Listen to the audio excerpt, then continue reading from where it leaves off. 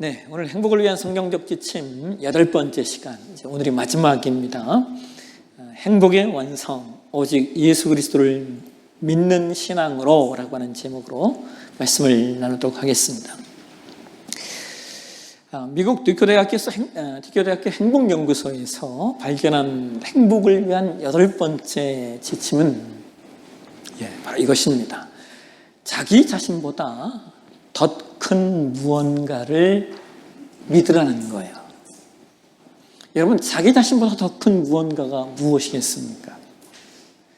나 개인의 이익이라는 좁은 울타리를 벗어나 내 한계를 뛰어넘는 절대적인 대상을 가질 때 인간은 비로소 흔들리지 않는 참된 행복을 누린다는 것입니다.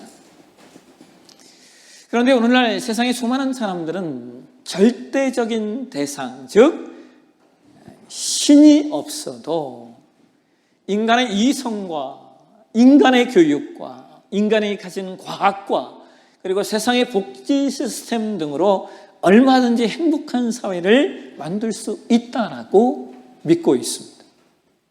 이것을 우리가 현대의 세속주의라고 말합니다. 그러나 여러분, 무신론 사상가이자 역사학자인 유발 하라리가 그에 있어서 사피엔스에서 세속주의가 봉착한 치명적인 논리적 비극을 이렇게 고백합니다. 과학혁명은 인간에게 전례 없는 힘을 선물했지만 동시에 삶의 의미를 빼앗아갔다. 영혼도 목적도 신도 없는 물질주의 우주에서 인간의 삶은 아무런 우주적 의미가 없다.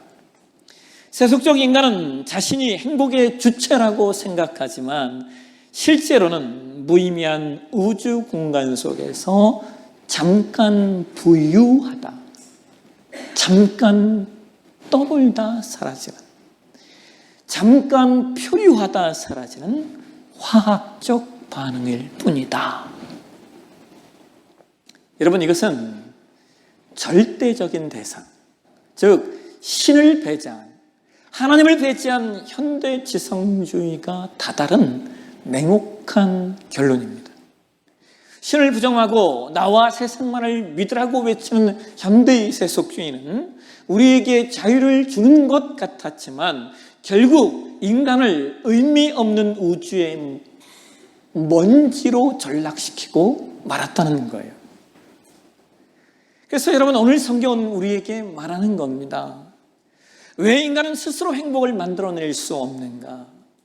왜 인간에게는 자신을 초월하는 하나님, 즉 예수 그리스도를 믿는 신앙이 필수 불가결인가?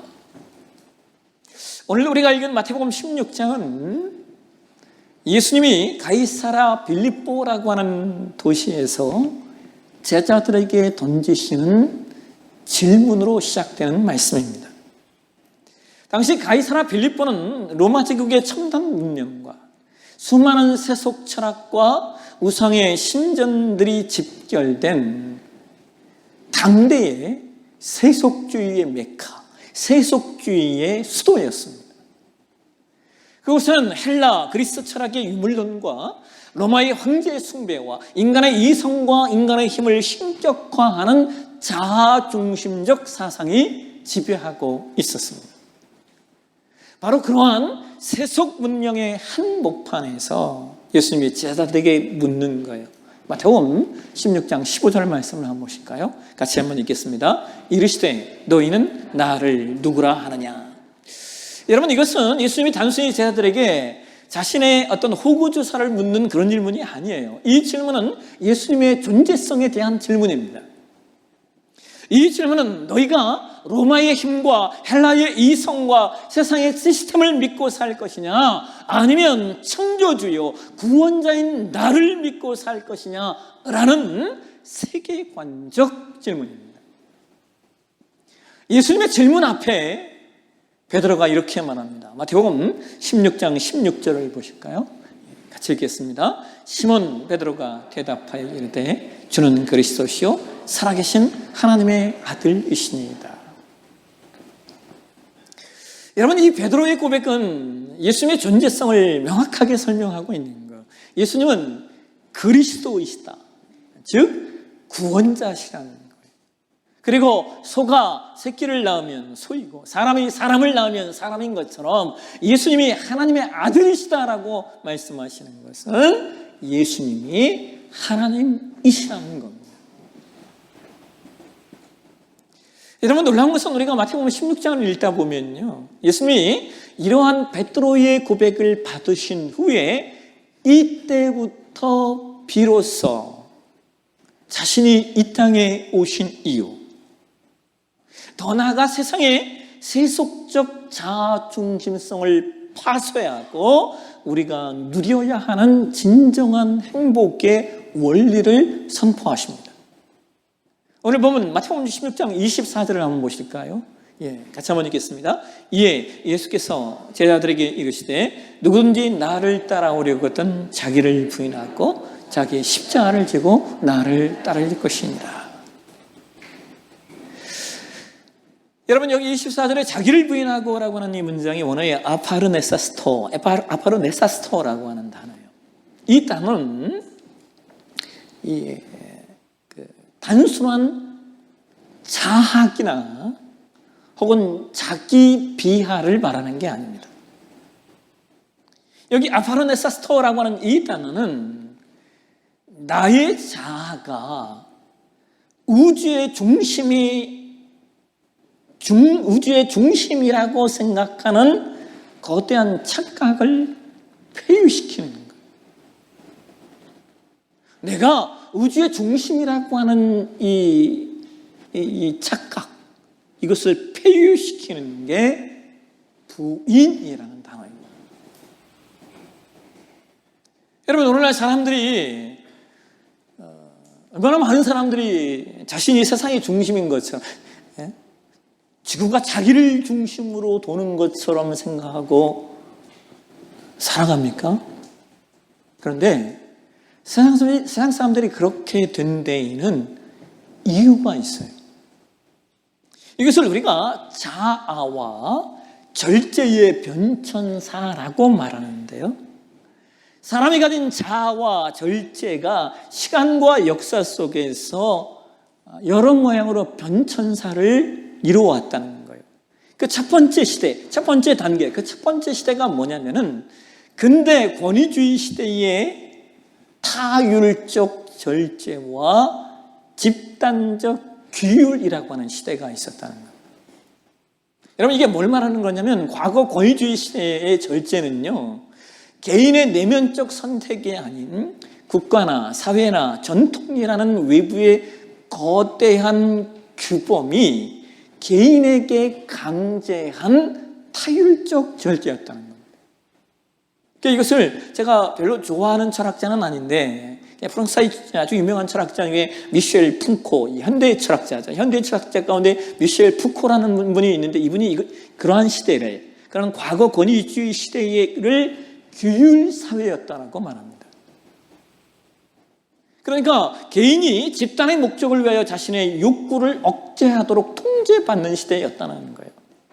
그래서 이것은 도덕적인 것처럼 보이나 실제로는 개인의 주체성을 갖지 못한 채 강요된 수동적인 절제였다는 겁니다. 그래서 이렇게 살아가던 사람들이 세상이 변화하면서 두 번째 시대를 맞이하게 되는데, 그 시대가 뭐냐? 탈현대 시대의 자의 해방과 개인주의 시대의 도래라는 거예요. 여러분, 이것은 권위주의와 타율적 억압에 반발하여 개인의 존재 가치와 주체성을 되찾으려는 자아의 해방운동을 말하는 겁니다. 이 대표적인 게 1968년에 프랑스에서 일어났던 68혁명입니다. 이때부터 사람들 안에 어떤 사고가 자리를 잡게 되냐면, 내 삶의 주인은 나라는 거예요. 내 삶의 주인은 나라고 하는 자율적 인간관이 전 세계에 아주 중요한 인간관으로 확립되게 되었고, 그래서 개인의 자유와 존엄성이 획기적으로 성장한 시기였다라고 말해요. 그러다가 이러한 내 삶의 주인은 나라고 하는 자율적 인간관이 도를 넘게 됩니다. 그 시대가 바로 세 번째 시대예요. 이것이 오늘 저와 여러분이 살고 있는 현대 사회의 원자화된 극단적 자기중심성의 시대가 도래한 겁니다.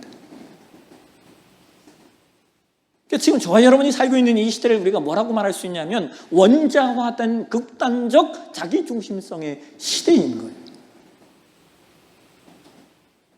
이것은 인간의 자아의 해방이 도를 넘어서 타인이나 혹은 하나님과의 관계성이 모두 끊어진, 그래서 객체화되고 개체화된, 여러분 이것을 독일의 철학자 한병철 선생이, 그렇죠? 이분이 쓰신 책이 아주 몇 권의 유명한 책들이 있잖아요. 이분이 이것을 이렇게 얘기해요. 현대인 외부의 억압에서는 벗어났으나 자기 자신이라는 과잉된 자아에 갇혀버렸다라는 거예요. 그래서 나 말고는 아무것도 중요한 것이 없는 자아숭배, 셀프 워십의 시대에 도달했다는 겁니다. 그런데 참으로 역설적이게도 그 결과가 뭐냐? 자기 성애적 자아와 자아의 과잉으로 인하여 인간은 극심한 외로움과 타인에 대한 냉소와 그리고 영혼의 피로감에 뒤덮이게 되었다는 거예요. 이것이 저와 여러분이 살고 있는 이 시대의 세계관이고 이 시대의 철학이에요. 그래서 사람들이 수많은 사람들 가운데 혹은 수많은 SNS에 빠져 살지만 그래도 외로운 거예요. 이전보다 훨씬 더 외롭고 철저한 고립을 느끼는 시대예요. 왜 그렇다고요? 자아숭배의 세상이 되어졌기 때문이에요. 그래서 이제 우리가 만들어야 할 네 번째 시대가 있어요. 우리가 이뤄가야 될 네 번째 시대가 오도록 우리가 해야 한다는 거예요. 그것이 뭐냐면 자발적이며 자율적인 신성한 절제가 필요하다는 것을 우리가 만들어내야 돼요. 여러분, 자기중심성의 비극을 극복하기 위하여 필요한 것은 과거에 외부에서 강요된 타율적 절제로 돌아가는 것이 아니에요. 이것은 사랑과 사명이라는 더 높은 가치를 위하여 스스로 자신의 욕망을 통제하는 자발적이며 자율적인 절제를 말하는 겁니다. 그래서 성경이 말하는 자기 부인, 이 자기 부인은 자아를 말살하라고 말하는 것이 아니에요.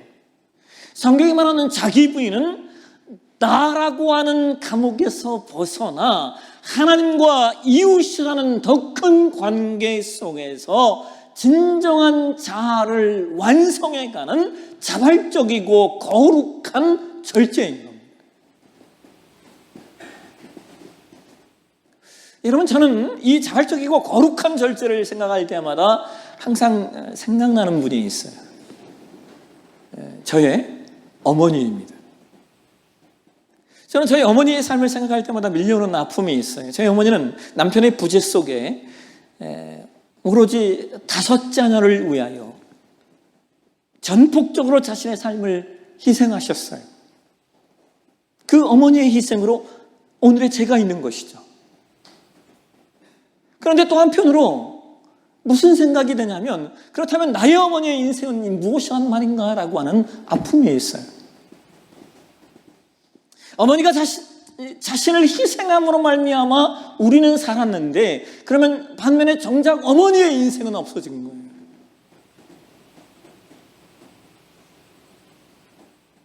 그래서 이것이 제가 어머니를 생각할 때마다 올라오는 감정들이에요. 근데 여러분, 여기에서 우리는요, 세상이 말하는 행복과 우리 기독교 신앙이 말하는 행복이 다르다는 것을 발견하게 돼요. 세상은 행복과 성공을 자아실현과 내가 누린 즐거움과 내가 누린 편안함과 나를 위한 소비의 크기로 계산합니다. 그래서 세상의 계산법으로 보면 저희 어머니의 삶은 억울함이고 희생만 당한 불행한 삶으로 보여요. 그러나 인간의 삶의 가치는 내가 얼마나 많은 것을 취하고 누렸는가 하는 것에 있지 않다는 거예요. 여러분, 인간 삶의 가치는요, 내가 얼마나 더 깊이 누군가를 사랑하였는가, 그래서 내가 누군가를 위하여 무엇을 남겼는가 하는 것에 있다는 거예요. 저희 어머니는 척박한 땅과 같은 절망적인 환경 속에서도 방탕과 무책임이라는 죽음의 유산이 자녀에게 흘러가지 않도록 당신의 온 마음으로 그 파도를 막아내셨어요. 세속적인 관점에서는 손해본 인생처럼 보일지라도 진리의 관점에서 보면 저희 어머니는 하나님의 생명이 이 땅에 보존되게 하기 위해서 거룩한 생명의 파수꾼이 되신 거예요. 그래서 여러분, 신자의 행복은요, 자율적인, 신성한, 거룩한 절제에 있습니다. 그렇다면 문제는 이거예요. 왜 우리가 이 자율적인 신성한 절제에 이르는 삶을 살아가야 하는가? 그리고 그것이 우리에게 어떤 유익이 있기 때문일까? 이어지는 마태복음 16장 26절을 한번 보시겠습니다. 같이 한번 읽겠습니다. 사람이 만일 온 천하를 얻고도 제 목숨을 잃으면 무엇이 유익하리요? 사람이 무엇을 주고 제 목숨과 바꾸겠느냐? 자, 여러분, 여기 온 천하라고 하는 말은요, 세상이 말하는 어떤 성과와 스펙과 물질과 혹은 사회적 주의 등을 말하는 소유적 의미의 자아를 말하는 겁니다. 반면에 목숨으로 번역된 푸시케라는 단어는 하나님과의 관계 안에서만 정의되는 인간의 존재적 의미의 자아를 말하는 겁니다. 그런데 성경이 뭐라고 말합니까? 아무리 온 천하를 얻는 소유적 의미의 자아를 쌓았다 한들 그것들이 목숨이라는 존재적 자아와 바꿀 수 있겠냐는 거예요.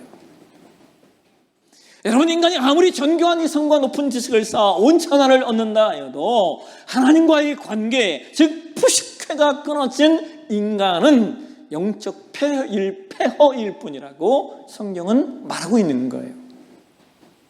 그래서 여러분, 참된 행복은요, 소유 이전에 존재에서 온다는 것을 우리가 놓치지 않으셔야 돼요. 여러분,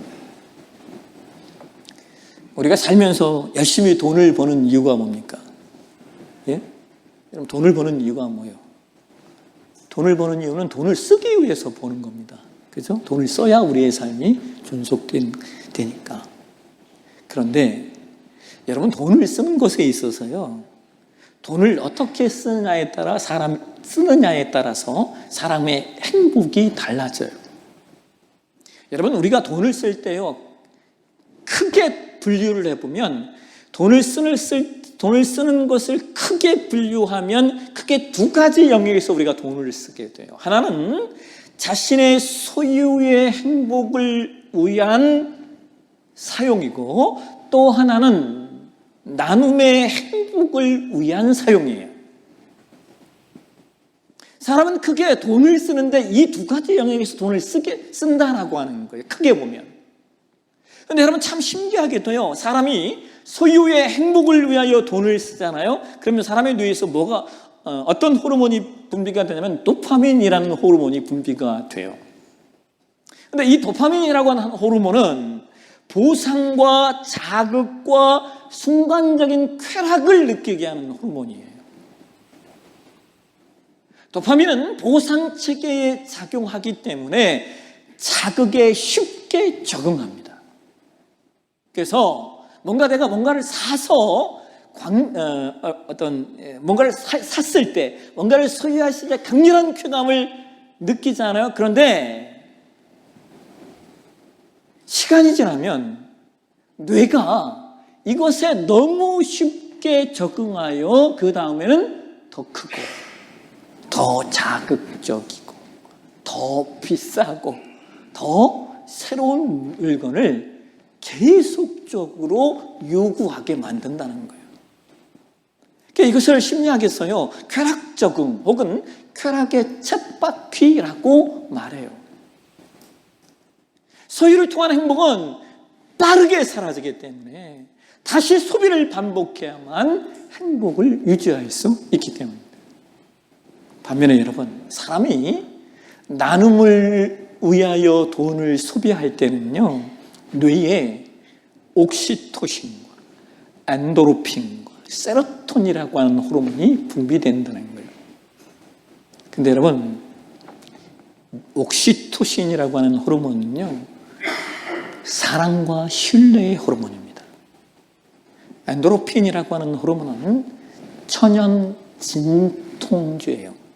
이 엔도르핀이 많이 분비가 돼야 사람이 스스로 자기 몸을 치유할 수 있어요.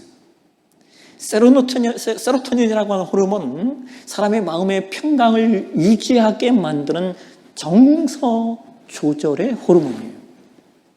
그래서 뇌과학에서는 사람이 타인을 도울 때 뇌의 보상 회로가 활성화되면서 일어나는 신체적이며 정서적인 유익을 헬퍼스 하이라고 불러요.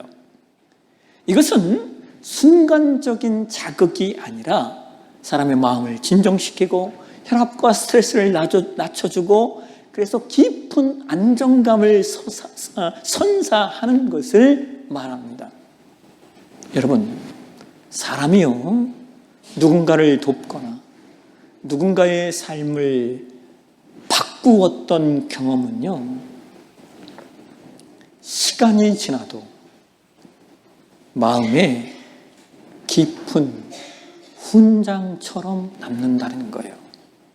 그래서 훗날 그 일을 되돌아볼 때마다 따뜻한 보람과 감사함이 재현된다는 거예요. 그렇기 때문에 나눔의 행복은 소유의 행복처럼 금방 적응되어 사라지는 것이 아니라 삶의 서사, 자기 삶의 내러티브로 축적이 되어 자존감의 뿌리가 된다는 거예요. 자존감. 여러분,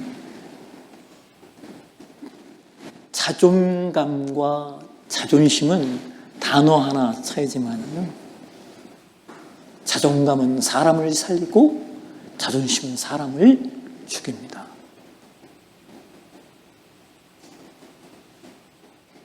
그래서 여러분, 이제 우리가 무엇을 선택하시겠습니까? 일시적 만족을 주는 소유적 소비를 통한 행복을 추구하시겠습니까? 삶의 축적이 되어 자존감의 뿌리가 되는 나눔의 소비를 추구하시겠습니까? 여러분, 아주 실제적으로요, 현대의학과 임상심리학에서 조사를 해봤어요. 교회를 다니고 깊은 신앙생활을 하는 사람들의 정신건강을 조사를 했어요. 그래서 나온 결과가 이런 거예요. 종교적 안정감이라는 내용이 발표가 되었습니다. 이게 미국의 하버드대학교 보건대학원에서 연구한 내용인데요. 그 연구팀의 임상 연구에 따르면 매주 성실히 예배를 드리고 예수님을 향한 진정한 신앙을 고백하는 성도들은 신앙이 없는 이들에 비하여 우울증의 위험이 33% 이상 낮다는 거예요. 그들은 조기 사망률이 30% 이상 감소하고 삶의 만족도와 행복 지수가 압도적으로 높다는 거예요. 왠지 아세요?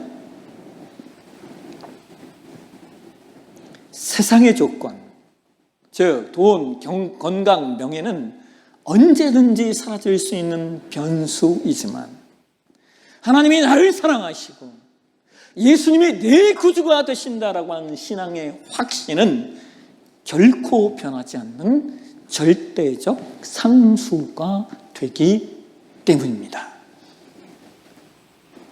그래서 여러분, 결국 예수를 믿어 신앙을 갖는 것은 단순히 예수 믿다가 죽어서 천국 가는 것에 그치는 것이 아니라 이 땅을 살아가는 동안 우리의 정신과 우리의 육체와 우리의 영혼을 가장 완벽하게 치유하고 행복하게 만드는 하나님의 선물인 것입니다.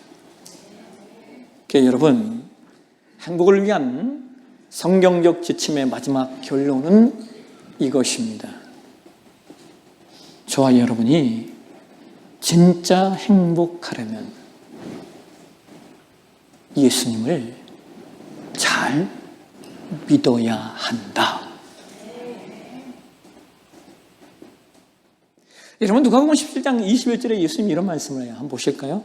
누가복음 17장 20절 같이 읽겠습니다. 하나님의 나라는 너희 안에 있느니라. 여러분, 여기 너희 안에 있느니라가 그 원어에 보면 엔토스 히먼 에스틴이에요. 엔토스 히먼 에스틴. 여기 엔토스라고 하는 단어가 너희 안에라고 하는 의미인데요. 여기 이 엔토스라고 하는 단어는 단순히 마음속에만 머무는 어떤 관념에 대해서 이야기하는 게 아니에요.